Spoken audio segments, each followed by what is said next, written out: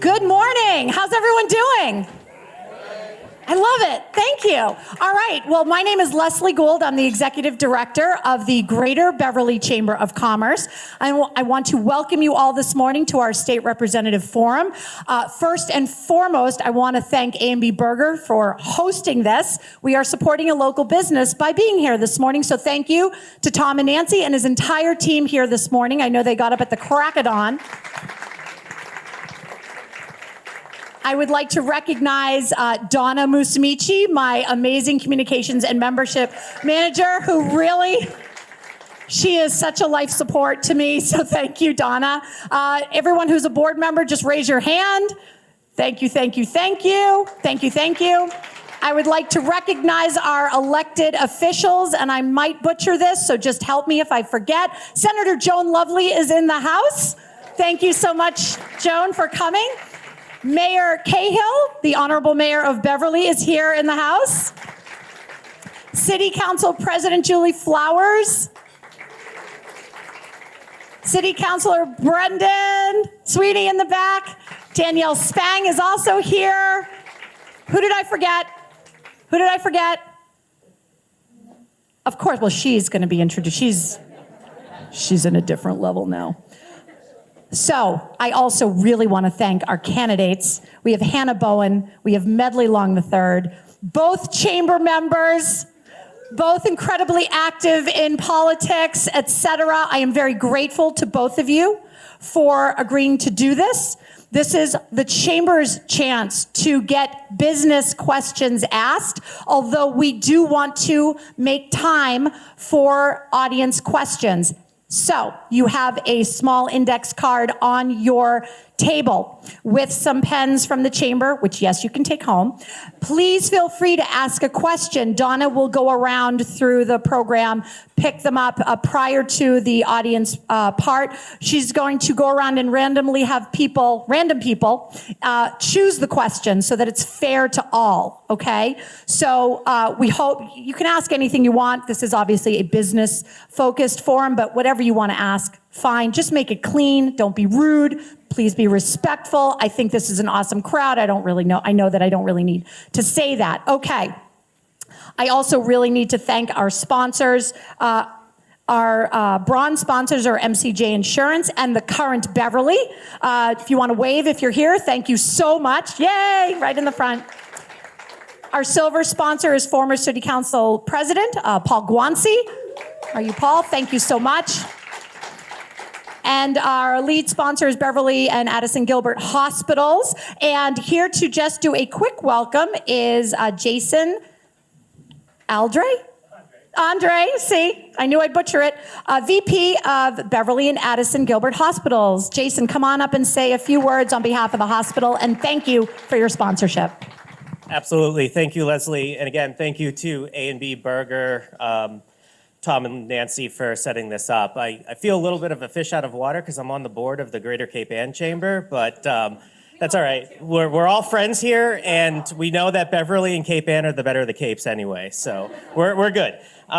Beverly Hospital remains committed to providing high-quality care close to home. We have been in this community for a long time. We're invested in this community. We're a pillar of this community, and we're thrilled to sponsor events like this and be part of events like this because there's nothing more important than the voice of the community to listen, to hear about, to talk about the issues that are here, and for Hannah and for Medley to be here to have this conversation with each other and with all of you in the businesses is really important. So we look forward to continue serving our community for years to come and are thrilled to be here. So thank you, and thank you, Leslie and the Chamber, for putting this together. Thank you. Thank you. We love our friends up at Cape Ann. I also want to say I'm your timekeeper this morning, so I'll be right in front. There's a 30-second you have 30 seconds left and then time's up. And I want to introduce David Olson, who is, of course, the former editor of the Salem Evening News, very respected, and has done many moderating jobs for us in the past. So I'm very grateful to you, and I'm going to hand the mic over to him, even though he has a mic in his hand. Thank you. Morning. Donna, come take this mic. It's difficult to say no to Leslie. I just want to make one quick note. If you're going to write questions to be asked, make sure that's a question that can be addressed to both candidates. Don't pick one out or the other, just so we can keep the back and forth going. This is a pretty straightforward format. We're going to start, each candidate's going to have 2-minute opening, and then we're going to get into the questions. Candidates will have 2 minutes to answer, and then 1-minute follow-up, and we'll move along. So if you could keep the applause down during the debate, that makes things go more quickly so that we can get to more questions, because we really want to get to some questions from the audience. And one last thing, just make sure your phones are silenced, because BevCam is here. And I see Walt in the crowd somewhere, and I know he would appreciate that. So we're going to get started right away. And we did the old-fashioned coin toss, and we're going to lead off with Medley Long with a 2-minute opening statement.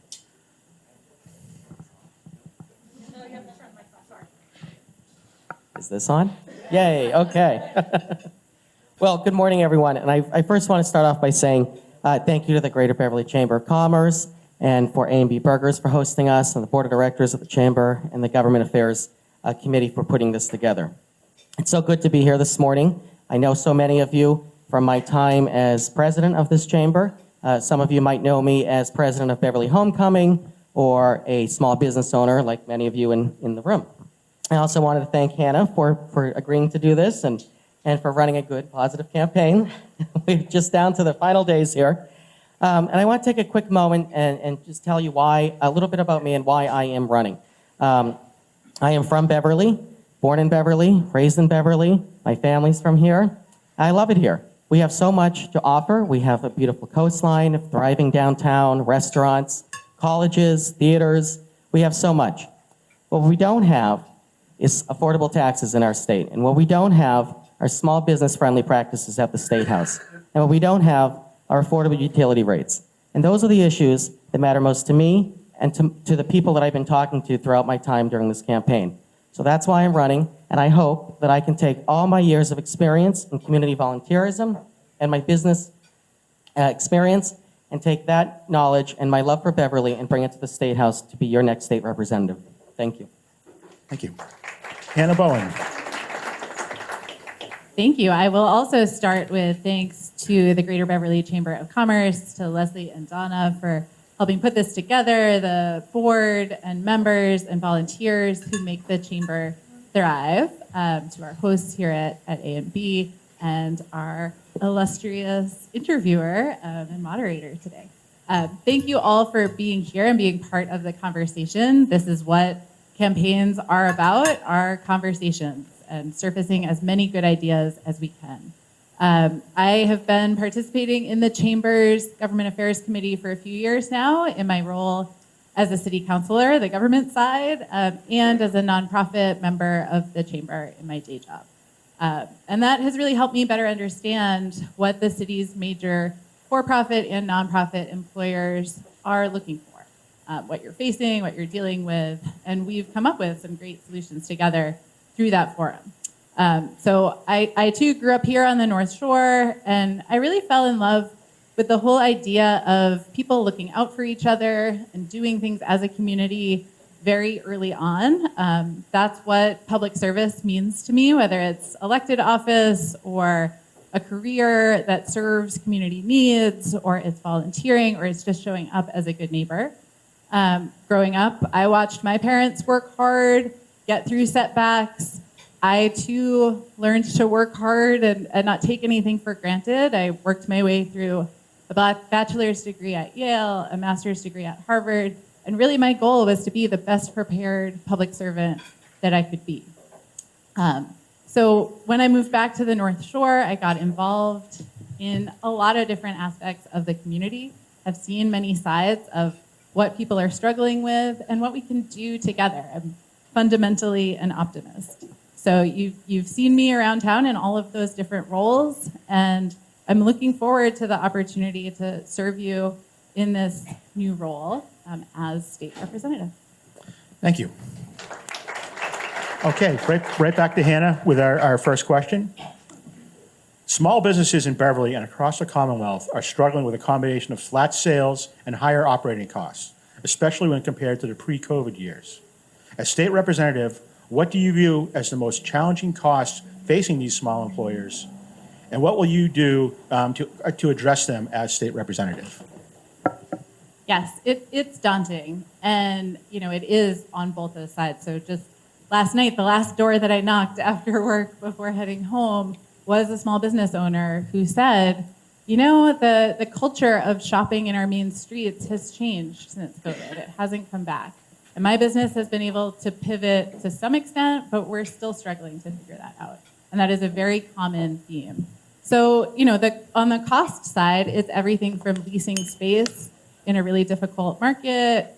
It's trying to provide living wages for employees, trying to retain employees, trying to provide healthcare, knowing that your employees are struggling with housing and transportation and getting to work on time and dropping their kids off at childcare. It is across the board. And I think state policy can really make a difference on alleviating some of those pressure points. But there's also the issue of how do we stay competitive? How do we invest in the sorts of sectors that are growing and train our workforce for those? And how do we support small businesses to adapt? That includes funding workforce training. It includes funding investments in tools that small businesses may need to keep pace in a digital economy. And it also means, you know, helping change the culture of our consumer economy here to, again, keep pace with what's new and different and the opportunities that we have, but really reinvesting in that time together. So it's great to see a full room in a local restaurant on a Friday morning, and we as leaders need to really double down on that and make sure that we are showing up in these spaces and we are helping lead that reinvestment in each other. Thank you. Medley, if you need me to read the question again, are you all set? Okay. Well, like many of you in this room, I own a small business myself. And I know that the challenges that we're all facing are high energy rates, high utility bills, high taxes.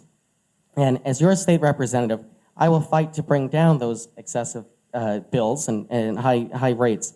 And I will push for a balanced energy policy and for a more balanced tax policy for small businesses. We are losing so many businesses in Massachusetts right now when they would rather go 20 miles north to New Hampshire, where they don't have the tax burden that small businesses are facing right now in Massachusetts. Small businesses are the backbone of our community. As we know, we're all chamber members. We all believe that. And Beacon Hill needs to stop treating our small businesses like piggy banks and actually start treating them like partners in solving solutions, for being able to start treating them like partners so that we can all continue to thrive as small businesses and continue to grow our local economy. Thank you. You have one more. You have 1 minute to follow up if you'd like. Great, thank you. And I love that theme of partnership because I think that's really how I think about the role of government.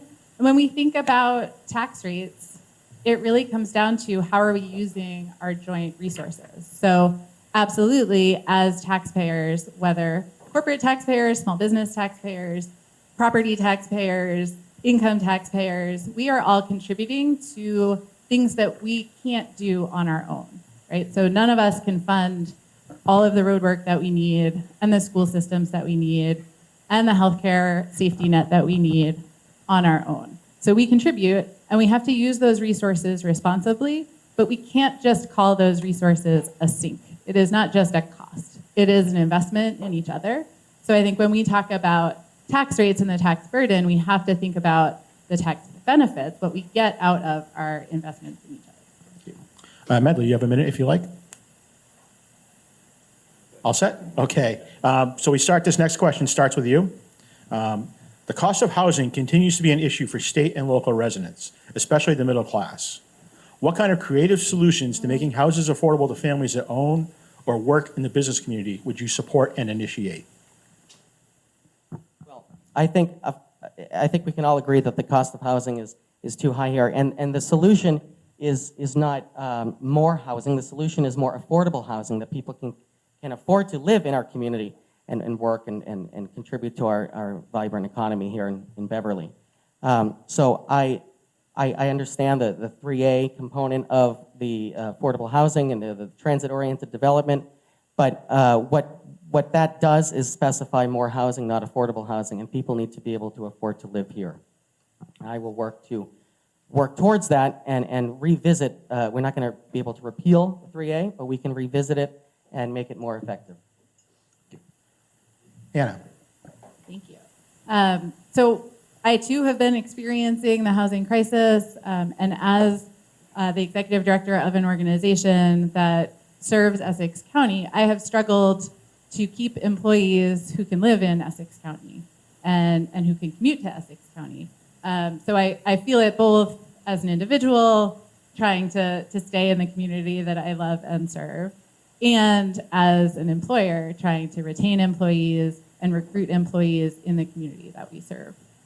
So I think it's all of the above. So supply and demand dictates that we do need more housing, and we need housing that is affordable at all price points. And part of the problem we have is a mismatch between the types of housing that were built in the last big wave of building and the types of housing we need now. So a lot of this is reconfiguration, it's getting creative, it's not necessarily just more. It's more of the right kinds of housing at the right prices at all levels. And I talk a lot about accessory dwelling units because that has been a creative policy that we passed here in Beverly and at the state level. Thank you. Medley, you have a minute if you like. I think we need to speed up and simplify the process for new housing, especially the housing that Hannah speaks of, the mixed use and affordable housing. I think we have a lot of work to do with that. And I think by passing policies that make it more difficult for people to build new housing is not helping the case. And one more minute for Hannah. Thanks. And yeah, I mean, I think the more clarity we can give to developers and builders, the more incentives we can create for those different types of housing, the better, and the more streamlined the process, while not sacrificing the safety and sustainability goals that we have in the community as well. So I look at something like the building next door. We as a community are going to think about what we want to see there. The city owns property right on this street. What do we want to ask of developers? What incentives can we access from the state level to make the economics work for affordable home ownership? You know, having affordable condos right downtown would be incredible. That could be an anchor right on this street. So I'm going to fight for the kinds of policies that make things like that possible. Thank you. Okay, the next question, we start with Hannah. Massachusetts employers are still paying for COVID unemployment insurance claims of totaling $2.7 billion, which were triggered by government mandates. Up to a quarter of those costs were improper payments, including overpayments and fraud. Now, a $2.1 billion state unemployment insurance payment error from 2021 threatens to raise small business taxes far higher. Should small employers be forced to cover these past state errors, or is there another way to pay for the solution? Yeah, it's a great question, and I think it's frustrating for all of us that we still don't have great answers about how exactly that happened. And, you know, I think it was right to take care of people during COVID. We needed that. That was not the wrong instinct. It is good that the processes in place have caught fraud and addressed it.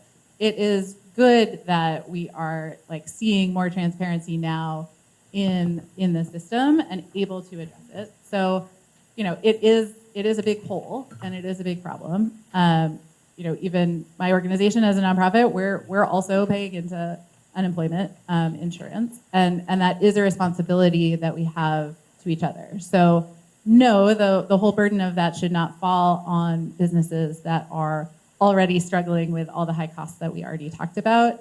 And we do need to have a solvent system. We do need to take care of each other. There are likely more challenges coming our way. There are jobs being lost from federal government agencies, from organizations here on the North Shore that have received federal grants and counted on that money that is being disrupted right now. So we need to be ready.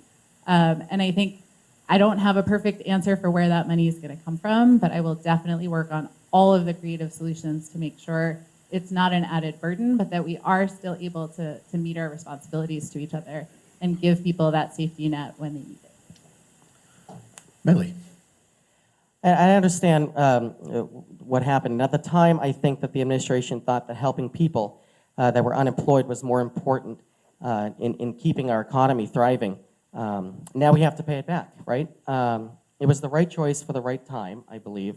But I do agree that putting it on the shoulders of small businesses, many of whom are struggling to stay afloat as it is just unfair. And we do have to come up with creative solutions. I am not prepared to say today what a creative solution might be, but I am looking into it, and I'm meeting with people every day and learning about that as well. But it's unfair to put it on the backs of small businesses.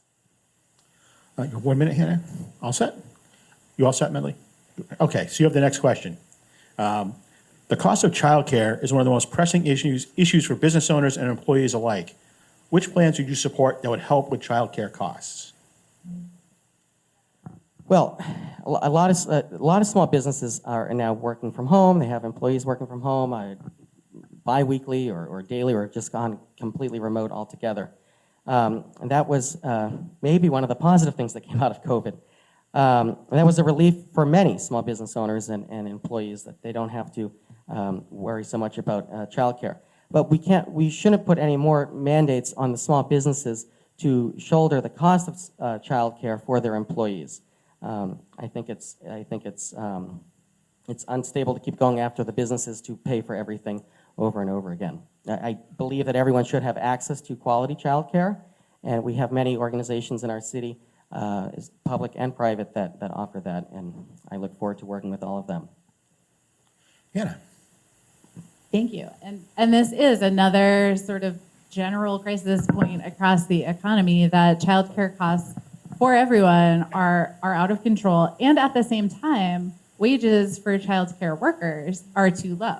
And so the reason that happens is the same reason that we have public schools paid out of taxes rather than parents paying for each child's education at a time. And that's because we all benefit from having well cared for children. We all benefit from everyone being able to participate in paid employment, even if they need childcare to be able to do it. And each individual, based on how many childcare workers it takes to provide quality childcare, and what it takes for them to live on those wages, each family is not going to be able to pay that on their own. So we need to look at how we fund early childhood education and childcare in a way that shares that burden a little bit more broadly. And, many childcare providers are themselves small businesses. So it's not a sort of pitting one against the other. It's how do we collectively fund early childhood education and childcare more?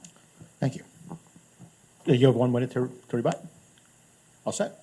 You have 1 minute to add if you like? All right. All right, so this next question starts with Hannah. Partnering with local government is essential to the success of state representatives. What could you do that has not been done to help local businesses succeed? For example, would you help change zoning to make it easier to do business in Beverly? Or would you help bring back the local facade programs that were state funded to keep the character and history of our community? Is this important to you? Yes, absolutely important. And I have the benefit, I think, of being able to see from the perspective of a city councilor, having worked with our state legislators to raise issues and say, this is something that needs to happen at the state level to enable what we need at the local level. So for example, the charter changes that we passed and needed to shepherd through the state legislature for them to be accepted. So I've seen it from that side. And I think, thinking about being on the other side of that table, I think it needs to be a two-way conversation about who can do what. So, yes, zoning is a local issue, and seeing what's working in other communities can be channeled back from a state rep to a city council to a mayor to say, hey, here's something that is working that you might consider. I think it would work well in our downtown. Let's talk it through. And making sure that state law enables the sort of policy that we need, because there are times when state law prevents or encourages decisions at the city level.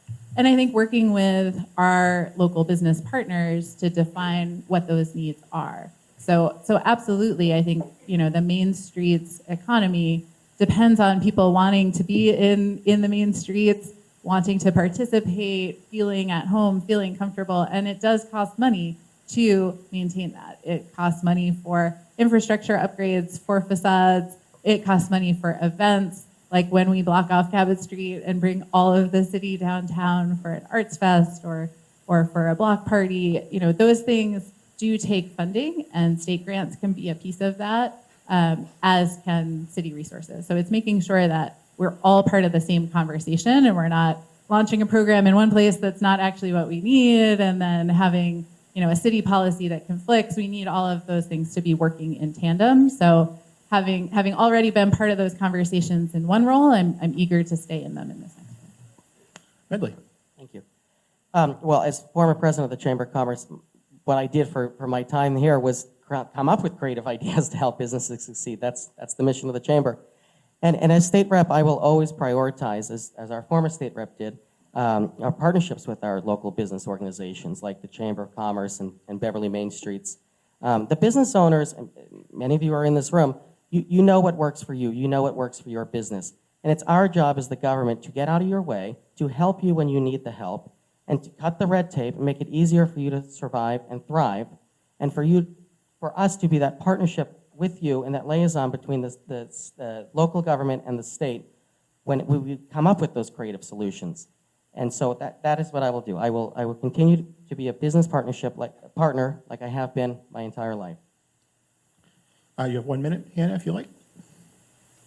Well, I think I would just add that, I think this partnership between business, government at all levels, nonprofits, we have to approach it, I think, with a lot of creativity and inviting more and more voices into the conversation. So, we're lucky that in Beverly we have an active Chamber of Commerce, we have an active Main Streets group, we have a number of active boards and committees that contribute volunteers from across the city.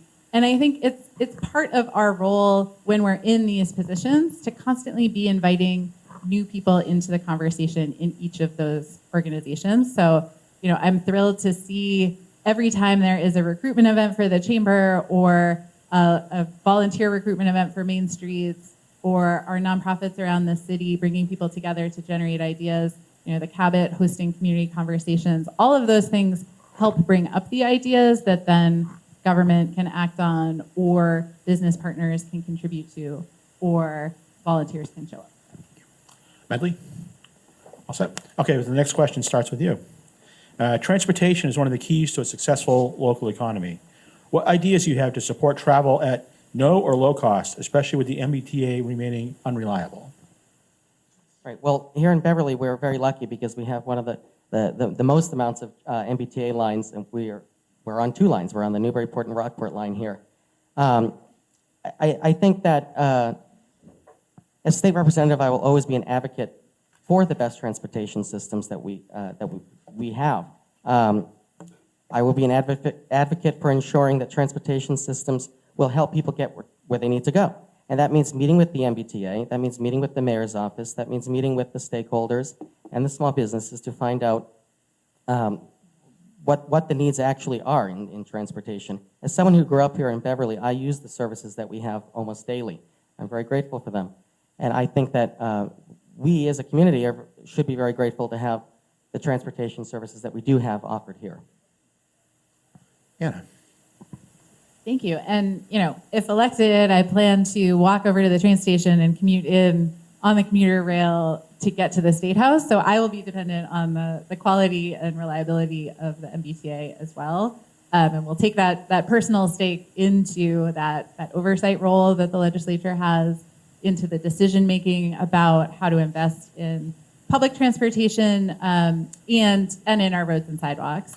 So, I think a lot about how we provide better public transportation options. Some of the bus lines that run through Beverly are not that well used, not because people don't want to use them, but because the schedule, we're in this trap of the schedule is not frequent enough for people to be able to rely on it, so they make other plans, and then we see low ridership. So we have to get over that hump a little bit and invest enough that we have reliable and quick enough service that we can move more people into public transportation, relieving some of the congestion and wear and tear on our roads and sidewalks. But we need that funding across the board. So I think there are some creative solutions out there that I'm looking forward to digging into. Thank you. You have a minute if you want. All set. Another minute? Well, I can finish. I saw the sign coming up. So some of those creative solutions are things like the regional transportation authorities that the state has been experimenting with, making those fare free to see if that improves ridership. but they also still need that sort of frequency of use. So expanding regional transportation authority access, here that's the CATA bus, but across the state there are others. Thinking about something like a downtown shuttle that would help people who want to come and park on a Friday night and then get to a restaurant and a show and something else, not be clogging up the streets and having a negative transportation experience, but having a positive transportation experience. Those are the sorts of things that I'd like to see us fund and pursue. Okay, thank you. Next question starts with Hannah. Energy costs for heating and cooling are a problem for small businesses and their customers. Today, the average electricity or natural gas bill is roughly a third of the actual electrons or gas, a third to deliver the energy to the meter, and a third to cover state mandates, which primarily goes to the Mass Save program. Should the legislature revisit the timing and costs of these mandates and surcharges? So we're definitely all feeling that crunch, and state leaders have started taking action to figure out how to preserve really important conservation programs while lowering costs. And, you know, I think about it as I worked in energy and water conservation very early in my career. My first job out of college was working for a county agency supporting businesses in using less energy and water to achieve the same business goals, in part because our energy infrastructure costs what it costs, right? So those generation charges, the transmission charges, our grid, we've seen what it takes to upgrade a grid right through our downtown.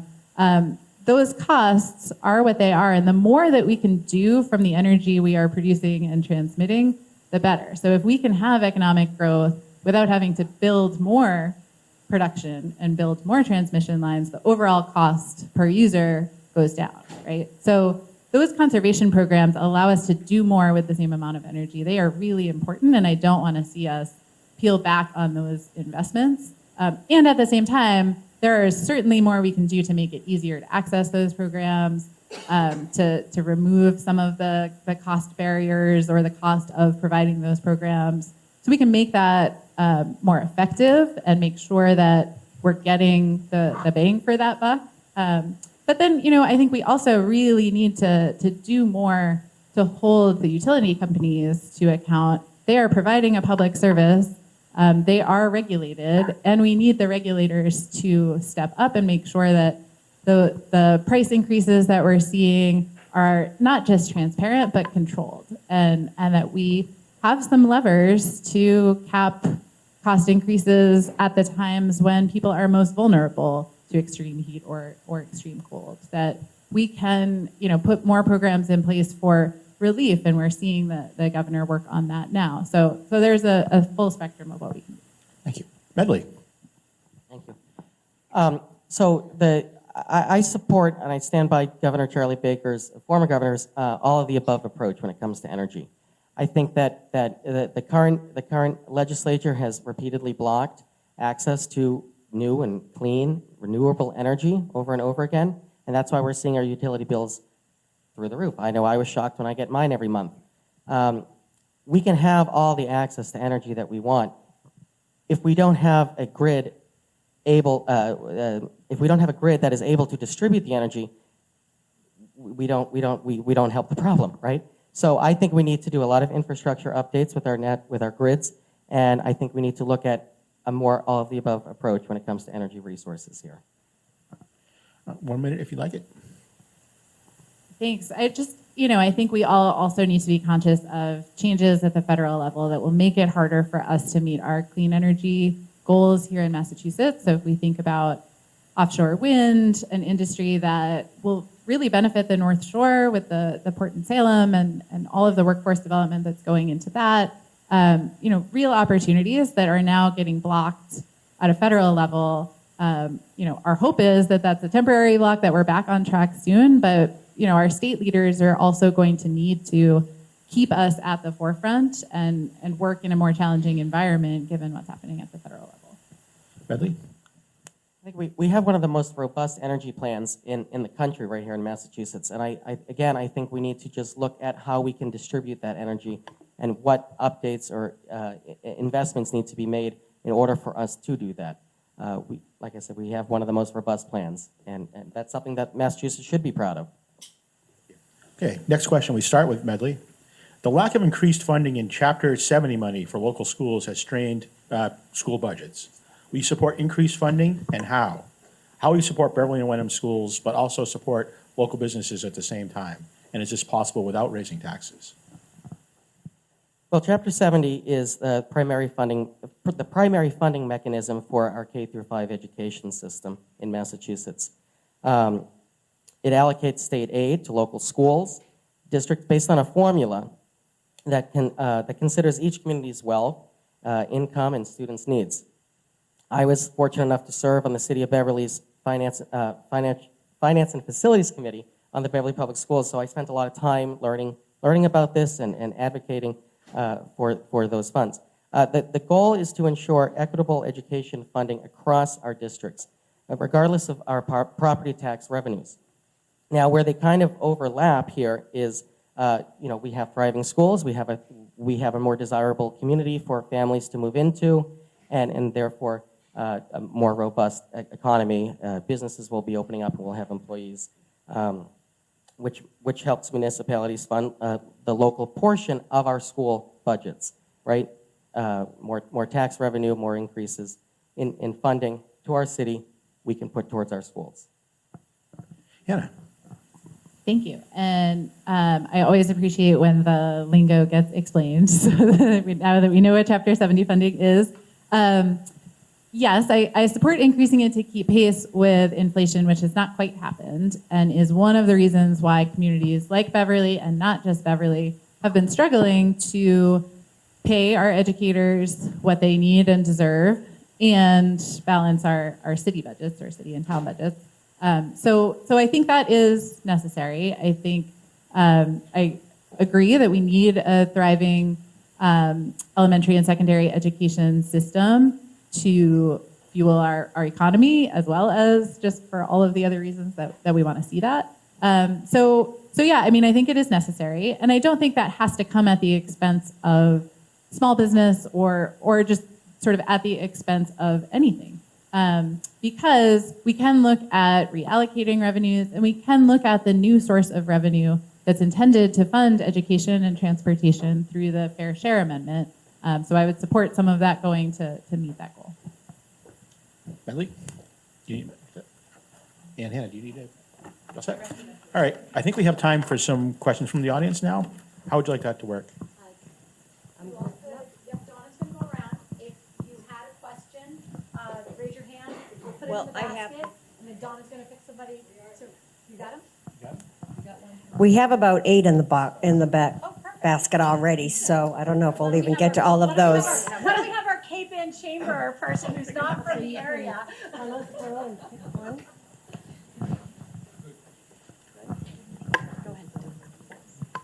Okay. What kind of opportunities do you see for Massachusetts and other parts of the country becoming less welcoming to various marginalized communities? And we start with Hannah for that one. All right. So, I mean, it's a really heavy time right now, and there are a lot of people who feel like, and who are experiencing threats to their basic rights, to their sense of safety, to their sense of welcome in their communities, and that is true here in Massachusetts as well. Some of the threats are greater in other parts of the country. So as I've been going around campaigning, and in my day job as well, I often hear people say, I'm glad I'm in Massachusetts, or I'm glad I'm in Beverly, I'm glad I'm in Wenham, because I know my neighbors will look out for me. But those threats are real. And so we have a lot of work to do to add layers of protection for marginalized people, whether that's our LGBTQ plus community that is under threat, whether that is immigrant community that is under threat, whether that's women who are under threat. There is a lot happening right now, and a lot of sense of division that we need to combat with a sense of connection, and that we are in this together. We are looking out for each other. We are resisting any rollback of basic rights, and that we are using every lever that we have in state law in providing, that social safety net and services, legal services.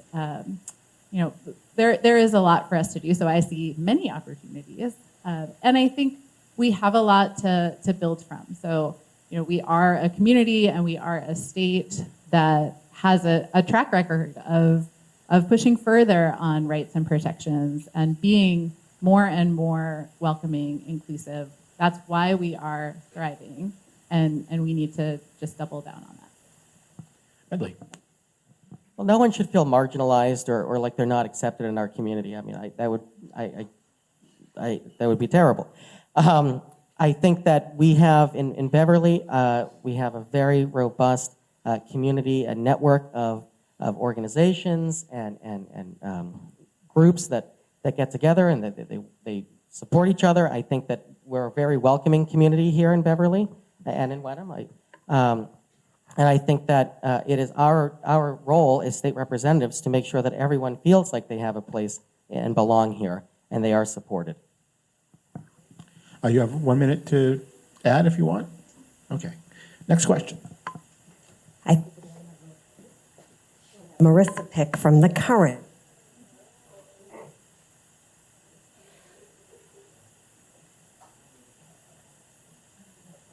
Give me a long one. Okay, here we go, guys. Here we go. I support all creative solutions to our complex problems. However, these solutions cost money. Where does this money come from? Can we pressure the state, federal government to fund these unfunded mandates to free up current revenue towards these creative programs? What new sources of revenue might you pursue? I believe we start with Medley on this one. Well, it wasn't too bad. No, I think that we have a lot of opportunity to come up with those creative ideas, right? And I don't think that the burden of paying for these ideas should be placed on the backs of businesses. But I think that it is the role of the state representative to advocate and to seek funding for these programs. I don't know the programs you're speaking of. I would love to talk to you about them. But I think that is the role of the state representative, to advocate for funding across the board, whether it's for creative business solutions or for Chapter 70 funding or better utility rates, all the above. It is the role of the representative to advocate for funds. Hannah. Thank you. And yes, I mean, I think it does always come down to the specifics in some ways. So we have a very complex state budget process to decide what our priorities are, which sources of revenues we're going to focus on, how we're going to raise enough revenue to cover the investments in each other that we think are most important. So watching the House debate the budget this week without a Beverly or Wenham rep there just yet, that is a constant process of negotiation. And I think there are some creative ideas already filed this session for raising new revenues. And I think we're still, as I said, navigating how revenues from the Fair Share Amendment are going to be incorporated into the budget for the highest impact. But I would support things like there's a discussion underway about closing corporate tax loopholes a bit so that the largest multinational corporations pay more of their fair share in Massachusetts. Over a dozen states have more stringent rules, and just by adopting where those states are already at, we could raise more revenue. Anything you'd like to add, Medley? All set? All right, next question. Okay, how about our friends from the Y? Want to go through that pile and pick one?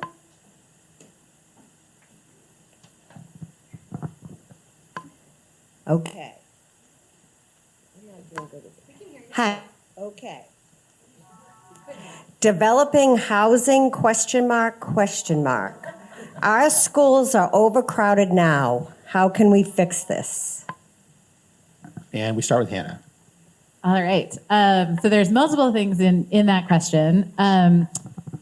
On the school front, I know that is a question that comes up a lot. Our school committee has provided data on where class sizes have gone over time. I think there, is a point at which we will be overcrowded. There are certain classrooms that feel that way now. Part of that is because of the needs of our students and the strain on our educators to meet those needs more than the physical space or the number of teachers that we have. It's how education has changed. We need to address that, absolutely. But on the development side, as I mentioned early on for housing, it is about more housing and it's about the right kind of housing. And it's about housing that meets people's needs right now. And, family configurations have changed, lifestyles have changed, work from home has changed things even within the last couple of years for a lot of career paths. So our travel patterns, our commuting patterns, everything has changed, and our housing has not kept pace. Our housing stock has not adapted in the same way. So I think there are a lot of creative housing solutions out there, and we need to be looking at all of them. It is not all large rental buildings, but it does include high density, particularly around transit. It also includes, having starter homes, having that missing middle that we're feeling the pressure of right now, where people can't downsize when they want to, and they can't start a family in a slightly larger house than they had, in an apartment. Like we're missing a lot of the types of housing that we need, and a lot of those solutions don't have any impact on how many cars are in our city, how many students are in our schools. They just make an impact on whether people can afford the kind of space that they want and need to live in. So it's not always a trade-off. We have to manage those trade-offs, but it's not always either or. Medley. Right. So we certainly need to look at the type of housing that we're talking about. Housing in general, or does it need to be affordable housing? And I think the majority of us here know that it is very expensive to live here. So the affordable housing, I think, is the answer for what we need. Truly affordable housing, and we have to look at the impacts of how that could affect our schools, and we have to make sure that we are able to continue to provide and not outgrow our schools that we have. We have beautiful schools here in Beverly that have all been renovated, and we need to be sure that we have classroom sizes that are able to give every student an equal opportunity for education and learning without overcrowding. Anything else to add? All right, next question.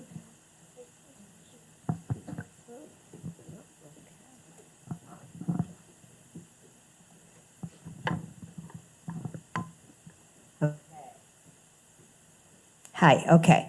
Is there a creative way to enforce 3A without it being so punitive and more cooperative? Medley. Like I said earlier, I understand why 3A was implemented. I understand the thought process behind that. However, it is not about affordable housing. It's just about more housing in general. And that the rates of the housing are fair market value. Fair market value right now is not affordable. I don't even own a house in Beverly because I cannot afford to buy a house in Beverly.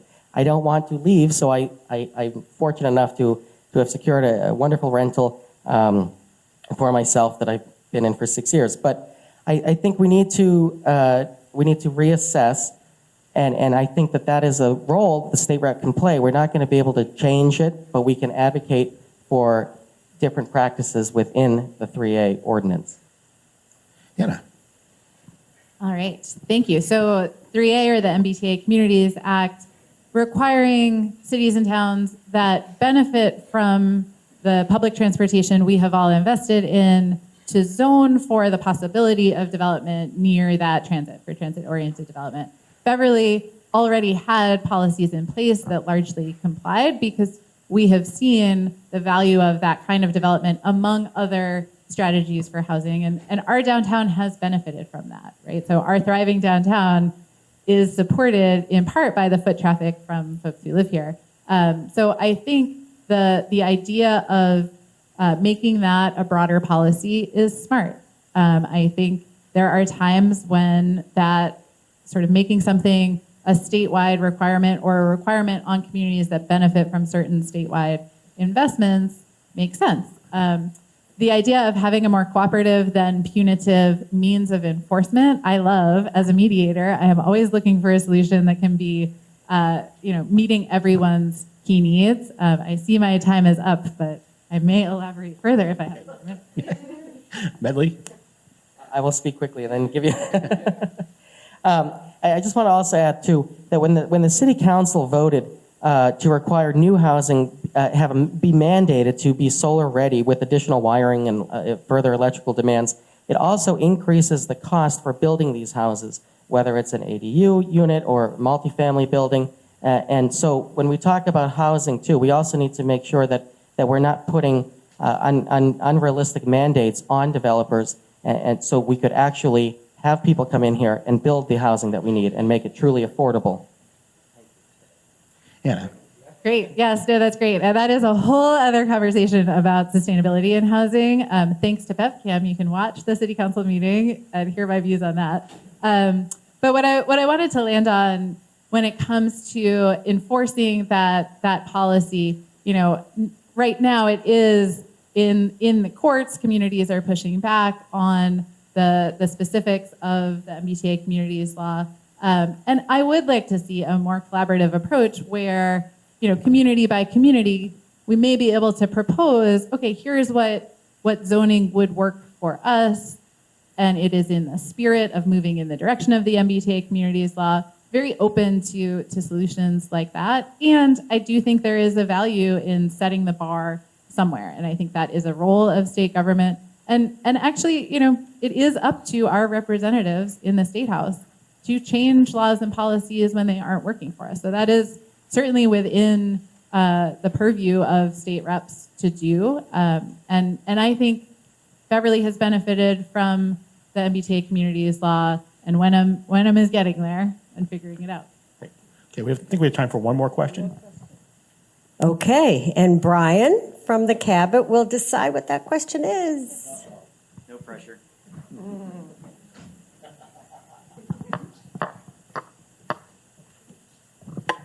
Okay. Where do you stand on the topics of audit oversight of the legislature and the exemption from open meeting laws? We start with Hannah. Excellent. So it will probably surprise no one that I am super pro transparency. I think doing the people's business should be done in public. So while the open meeting law sometimes presents logistical challenges for local officials, I love it. And I hope you all watch us on BevCam and show up to our meetings and bring your ideas. It only makes those conversations stronger, and we should welcome that. And when they are tough conversations, and when it is awkward to have to say something into a microphone in front of a room of people, that's part of the job, and we are better off having those difficult conversations and having them in public. I support the audit. I know that is a hot topic on Beacon Hill. I know that it is, again, heading to the courts. I know there are constitutional questions, but the fundamental question of whether there should be as much independent auditing of all of our government business as possible, yes, there should, and we are strengthened by that. And it doesn't have to be always like a confrontational process, right? It's about just making clear how decisions are made, who's involved in those decisions, what the trade-offs are in our public decision-making, and I support that. So I will continue to advocate for those things. Medley? Yes.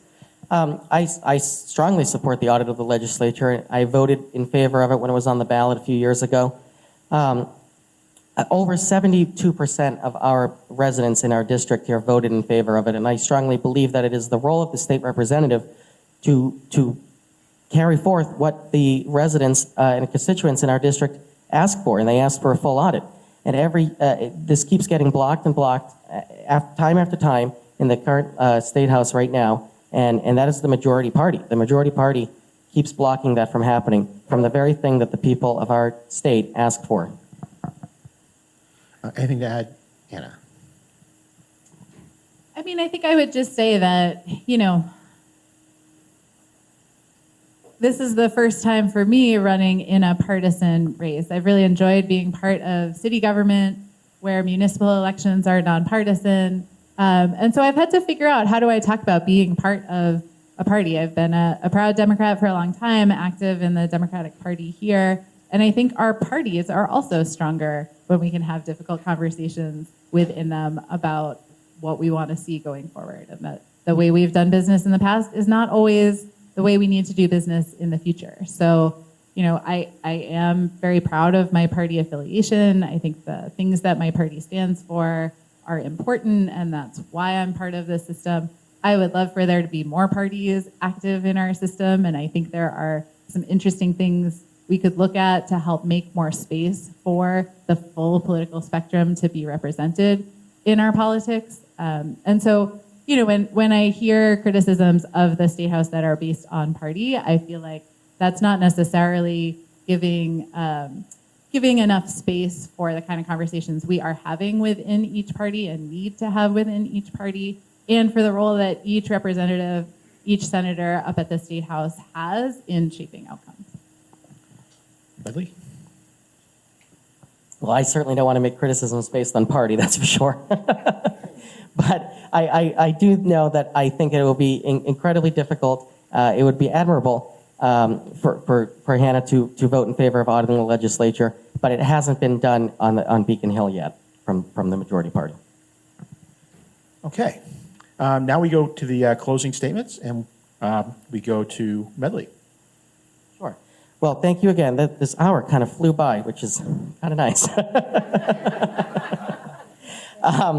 I just want to say that we, throughout my whole campaign, I've been talking to thousands of people throughout Beverly and in Wenham, and it's been an incredible experience getting to learn what matters most to the people of our district, to hear their stories. And I think that we just need to get our priorities straight on Beacon Hill right now. And we need to focus on the people of Massachusetts who have paid the price and who have built this state. We're giving free community college right now to immigrants, yet we don't have enough for our veterans. Beacon Hill is limiting the charitable deduction, which doesn't help Beverly Bootstraps and many other nonprofit organizations here in our city. When I was standing outside at the post office a few weeks ago, and I'm sure many of you maybe saw the video, I encountered a woman from Beverly who had to sell her house, and she's currently homeless, and she owned a building down the street here. She's homeless, living in her car with her dog. And that's not right. She is from our city. She's born and raised in Beverly, and it's our job. She told me that small businesses in our community are the very people helping her. The small businesses are the ones that are providing her food and showers and shelter when she needs it. And I think that we're closing. That is a testament to the community that we have here, not only in businesses but to the people that we have that make up our city.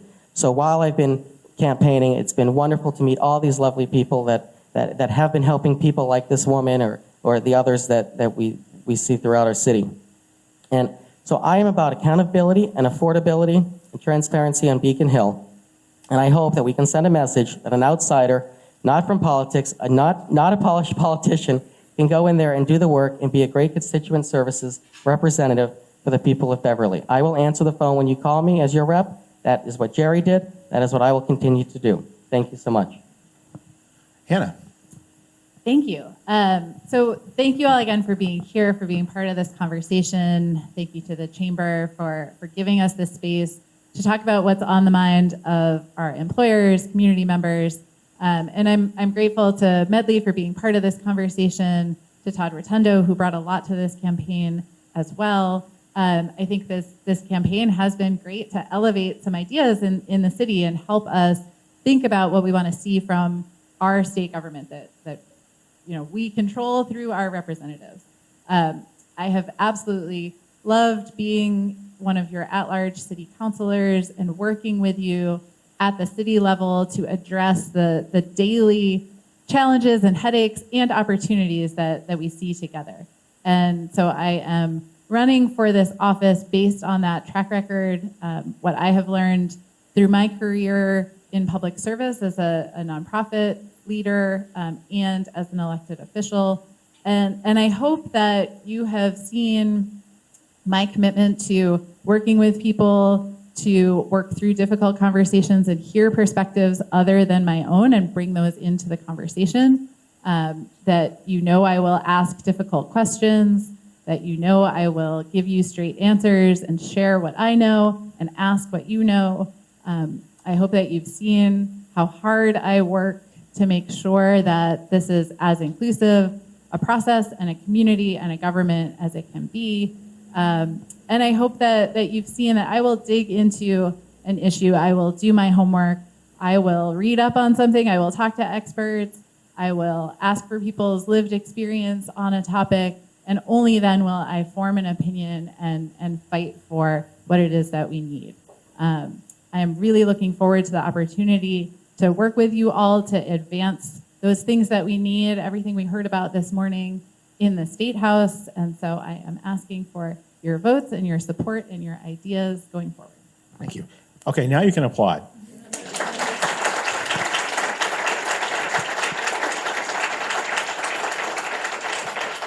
So, thank you to the candidates for being here. I mean, I think, Beverly is lucky to have, there are a lot of communities where representatives are running unopposed. And, we're lucky we not only do we have a primary, we have a very strong election coming up. So, and that election is on May 13th. So this doesn't mean anything if we don't go out and vote. So thank you again to the candidates, and thank you, and enjoy the rest of the day.